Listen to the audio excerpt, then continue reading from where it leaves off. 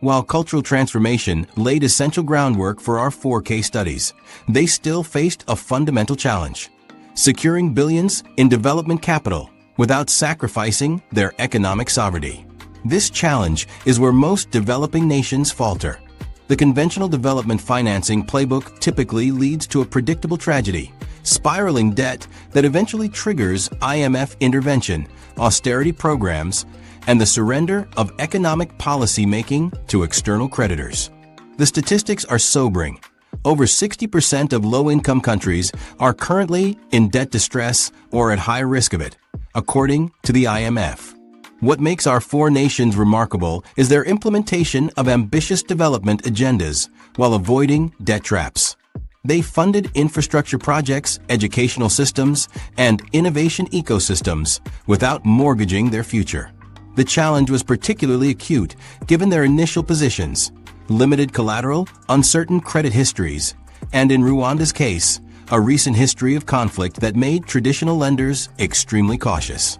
Rwanda developed a sophisticated partnership model with international financial institutions, especially the World Bank, which has provided $8.2 billion in financing across multiple sectors. Rwanda's approach is distinguished by strict debt ceiling mechanisms that prevent runaway obligations. Even during the pandemic, when most nations dramatically increased borrowing, Rwanda maintained strategic discipline. While its debt-to-GDP ratio increased from 19.4% in 2010 to an estimated 71% in 2020, this was a calculated move rather than financial recklessness. The World Bank's involvement extends beyond providing capital. It includes investment operations across human capital development, infrastructure, and private sector growth. Rwanda has maintained ownership of how these resources are deployed, insisting on alignment with national priorities rather than donor agendas. This has allowed the country to channel financing toward productive investments rather than consumption-based spending. The IMF has also played a central role through the Policy Coordination Instrument and Standby Credit Facility, facilitating approximately $87.51 million in disbursements. Rwanda has consistently implemented fiscal consolidation and domestic revenue mobilization measures, rebuilding policy buffers that ensure economic stability while continuing to invest in growth. In contrast, the United Arab Emirates presents an entirely different financing model. Instead of relying primarily on external debt, the UAE leverages sovereign wealth funds as engines of development finance. This approach transforms resource wealth into investment returns that fund development initiatives while preserving financial independence. The scale of this strategy is staggering. The Abu Dhabi Investment Authority manages approximately $993 billion in assets. Mubadala Investment Company oversees around $276 billion, with significant positions in both American companies and UAE-based enterprises. Abu Dhabi Development Holding controls approximately $157 billion, while the Investment Corporation of Dubai manages an estimated $320.4 billion. These funds adhere to the Santiago Principles, a code of good practices promoting transparency and accountability.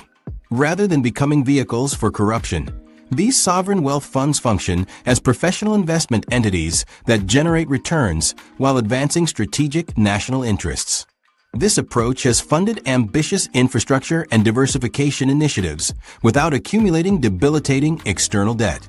Building on these models, Israel has pioneered diaspora bond programs. Leveraging its global connections, particularly with the United States, Israel has secured extraordinarily favorable financing terms. The strength of this economic relationship is reflected in the numbers. Two-way trade in goods and services between Israel and the U.S. reached $49.9 billion in 2023, while American foreign direct investment in Israel totaled $42.5 billion in 2022. The existence of a bilateral tax treaty since 1975 has facilitated financial flows, creating conditions where diaspora bonds become viable financing instruments. These bonds appeal to investors with cultural or emotional connections to Israel, allowing the country to borrow at lower rates than would be available through conventional sovereign debt markets, a financing mechanism that provides capital while strengthening economic sovereignty. Similarly innovative, Botswana's approach centers on prudent macroeconomic policies and solid economic institutions. The country implements counter-cyclical borrowing patterns, accumulating reserves during resource booms and carefully managing spending during downturns. This strategy has kept Botswana's debt-to-GDP ratio remarkably low, projected to reach just 24.5% in 2024. Botswana prioritizes improving the efficiency of public spending and redirecting expenditures toward productivity-enhancing investments. Rather than using borrowing to fund consumption, Botswana consistently directs capital toward investments in human capital development and economic diversification. This disciplined approach has earned favorable credit ratings that further reduce borrowing costs, creating a virtuous cycle. When analyzing these approaches mathematically, a fascinating pattern emerges. All four nations have maintained average debt service to revenue ratios below 30%, a critical threshold that ensures countries aren't spending excessive portions of their income servicing debt, preserving fiscal flexibility for essential services and development priorities. They've also maintained average debt-to-GDP ratios below 60% during normal economic conditions, allowing temporary increases during crises without triggering debt spirals. The mathematical relationship between debt and growth in these countries suggests that each dollar of debt has generated approximately $1.70 in economic output over time, a significantly higher return than the global average of $1.30.